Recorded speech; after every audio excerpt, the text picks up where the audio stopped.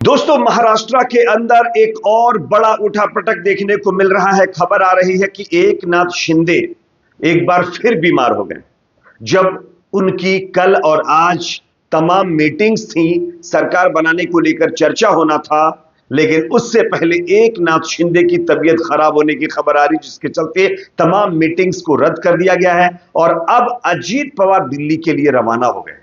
जिसके बाद अब ऐसी संभावनाएं लगाई जा रही है कि भारतीय जनता पार्टी की उम्मीदों पर फिलहाल अभी शिंदे खरे नहीं उतर पाएंगे और झोल अभी बहुत बाकी है।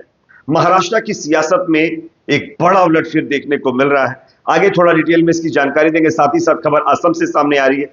असम के अंदर एक सीट पर हुए उपचुनाव में भारतीय जनता पार्टी के नेताओं के ऊपर वोट बटोरने के लिए गाय के गोश्त को बांटने का आरोप लगा है। इसको लेकर के असम के सीएम हेमंत बिस्वा शर्मा का बयान आया है, उनके बयान को भी सुनेंगे। साथ ही साथ तीसरी बड़ी खबर उत्तर प्रदेश से सामने आ रही है, जहां पर बंदूक की नोक पर 147 गैस सिलेंडर जो रसोई में इस्तेमाल होते हैं, उसको दिन दहाड़े लूट लिया गया है। और यह पूरा मामला वाराणसी का है। योगी जी के राज में कहा जाता है ना, मवाली बदमाश या तो यूपी छोड़कर चले गए हैं या दुनिया छोड़कर, लेकिन बदमाश भी वही हैं और वो खूब उधम भी मचा रहे हैं। खैर, डिटेल से आगे जानकारी दूंगा इसकी। उससे पहले एक छोटी सी रिक्वेस्ट, आपको क्या लगता है दोस्तों, महाराष्ट्र में क्या वाकई अभी कुछ और खिचड़ी पकने वाली है? कमेंट सेक्शन में अपना फीडबैक जरूर दीजिए। वीडियो पसंद आए तो लाइक करिए, शेयर करिए, चैनल पर नए तो सब्सक्राइब करने के बाद बेल आइकन को प्रेस करना ना भूलें। महाराष्ट्र के अंदर एक बार फिर बड़ा उठापटक देखने को मिल रहा है। खबर आ रही है कि कार्यवाहक सीएम एकनाथ शिंदे एक बार फिर बीमार पड़ गए। बीमार पड़ने के बाद एकनाथ शिंदे ने आज की अपनी सभी बैठकों को रद्द कर दिया है। वहीं इस बीच अजीत पवार दिल्ली के लिए रवाना हो गए हैं, जिसके बाद ये संभावनाएं लगाई जाने लगी हैं कि महाराष्ट्र के अंदर अभी कुछ बड़ा होना बाकी है। दरअसल महाराष्ट्र में विधानसभा चुनाव के नतीजे 23 नवंबर को आए थे और इसके आए 10 दिन बीत चुके हैं, लेकिन अब तक मुख्यमंत्री का नाम तय नहीं हो पाया।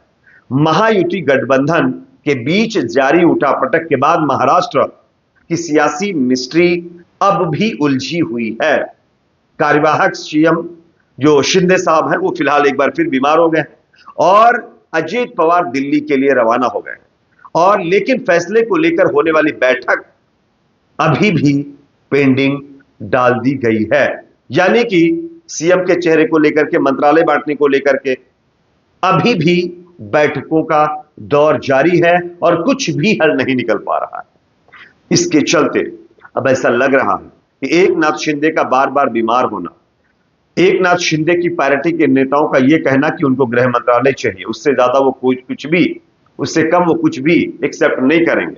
अजीत पवार का दिल्ली जाना यह दर्शाता है कि महाराष्ट्र में किस तरीके से एक बड़ा भूचाल आने वाला है। वो कब आएगा ये देखने वाली बात होगी। हालांकि एकनाथ शिंदे के समर्थन में, जैसा कि मैंने आपको सुबह बताया, कि कांग्रेस पार्टी आ गई है। कांग्रेस पार्टी का कहना है कि जिस एकनाथ शिंदे ने अपने खास उद्धव ठाकरे जी से बगावत की, सब कुछ ताक पर लगा दिया, बीजेपी के साथ चले गए, क्या उनको मुख्यमंत्री पद ना दे करके गृह मंत्रालय भी ना देना, यह नाइंसाफी नहीं होगी? इसलिए कांग्रेस ने एकनाथ शिंदे की पार्टी का कहीं ना कहीं समर्थन किया है कि उनको मुख्यमंत्री पद या तो गृह मंत्रालय मिलना चाहिए। और इसी को लेकर के अब एकनाथ शिंदे की पार्टी के नेताओं ने एक बार फिर हामी भरी और कहा है कि गृह मंत्रालय और वित्त मंत्रालय दोनों पद हमको चाहिए, इससे कम और हम कुछ एक्सेप्ट करने वाले नहीं हैं। अगर हमको ये दोनों पद नहीं दिए जाते हैं तो हमारे पास तमाम विकल्प मौजूद हैं, हम दूसरे फॉर्मूले पर काम करेंगे और उसी के हिसाब से आगे बढ़ेंगे। क्योंकि इससे पहले एकनाथ शिंदे की तबीयत खराब हुई तब वो सतारा चले गए अपने गांव को।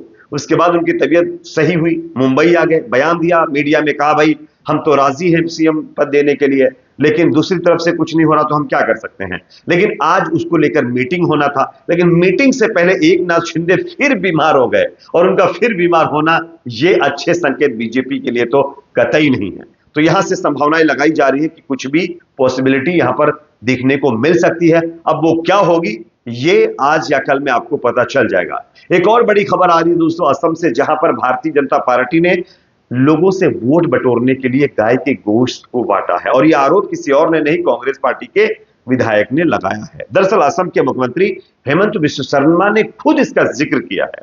हेमंत बिस्व शर्मा ने कांग्रेस पार्टी के आरोपों पर कहा है कि अगर प्रदेश कांग्रेस, असम के जो कांग्रेस पार्टी के प्रदेश अध्यक्ष हैं प्रमुख भूपेन कुमार बोरा, उन्हें पत्र लिखकर गौमांस पर प्रतिबंध लगाने का अनुरोध करें तो वो ऐसा करने के लिए तैयार है।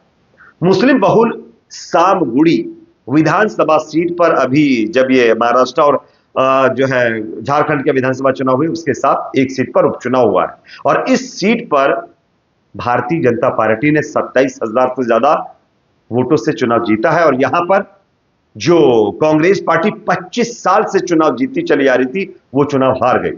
इसी को लेकर के कांग्रेस पार्टी के जो सांसद हैं रकीबुल हुसैन, उन्हीं के बेटे को, हालांकि तंजील जिनका नाम है, मैदान में उतारा गया था। वो जो है 24,501 मतों से वो हार गए चुनाव। और इसी हारने की वजह से कांग्रेस पार्टी का आरोप है बीजेपी के ऊपर कि भारतीय जनता पार्टी के नेताओं ने वोट बटोरने के लिए गाय के गोश्त को लोगों में बांटा है और ये अच्छी बात नहीं है। इसी पर हेमंत बिस्व शर्मा ने कहा है कि अगर कांग्रेस वालों को गाय के गोश्त से इतनी प्रॉब्लम है तो फिर वो लिख कर दे दें, हम बैन लगा देंगे। ये पहला मामला है जहां पर बीजेपी को लिख कर देना पड़ेगा कि गाय के ऊपर जो है उसके वध के ऊपर प्रतिबंध लगाना है या नहीं। वैसे आपको बता देते हैं कि असम के अंदर जो गाय का गोश्त है वो खाना मना नहीं है, लेकिन उसकी कुछ शर्तें हैं। असम मवेशी संरक्षण अधिनियम 2021 के तहत हिंदू, जैन और सिखों की बहुसंख्या वाले क्षेत्रों और किसी मंदिर सत्र के 5 किलोमीटर के दायरे में मवेशी वध और गौमांस की बिक्री पर प्रतिबंध है। उसके अलावा पूरे राज्य में जहां जहां ये चीजें नहीं है, हिंदू, जैन, सिखों वाले इलाके नहीं है या मंदिर करीब करीब नहीं, उन जगहों पर गाय का गोश्त खाया जा सकता है। तो ये चीजें हैं, लेकिन ये अपने आप में बहुत गंभीर आरोप है। अगर बीजेपी के नेता इस तरीके की चीजें कर रहे हैं तो ये तो दोगलापन हो गया ना, कि आप एक तरफ गाय को लेकर बहुत अपने आप को तो उसका हितैषी बताते हैं, दूसरी तरफ आप वोट के लिए उसी का गोश्त बांट रहे हैं। चलिए, आरोप है, देखना है ये सिद्ध होता है या नहीं। एक और अपडेट उत्तर प्रदेश से सामने आ रही है। यूपी के अंदर योगी जी के राज में कुछ भी पॉसिबल है। भले बड़े बड़े दावे किए जाते हो, बड़ी बड़ी बातें करी जाती हो और कहा जाता हो कि भाई हमारे राज्य में तो अपराधी प्रदेश छोड़कर चले गए या फिर उनको दुनिया छोड़कर जाना पड़ा है, लेकिन ऐसा कुछ होता हुआ दिखाई नहीं दे रहा। योगी जी के राज में धड़ल्ले से बदमाशी चल रही है। कैसे, स्क्रीन पर आप खबर देख लीजिए।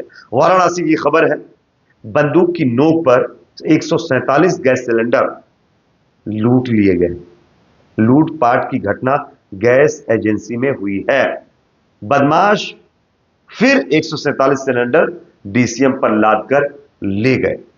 सोचिए, 147 सिलेंडर, वो भी डीसीएम के अंदर लादना, ये कोई 2-4 मिनट का काम नहीं है, ये घंटों का काम है। और बदमाशों ने घंटों तक इस घटना को अंजाम दिया।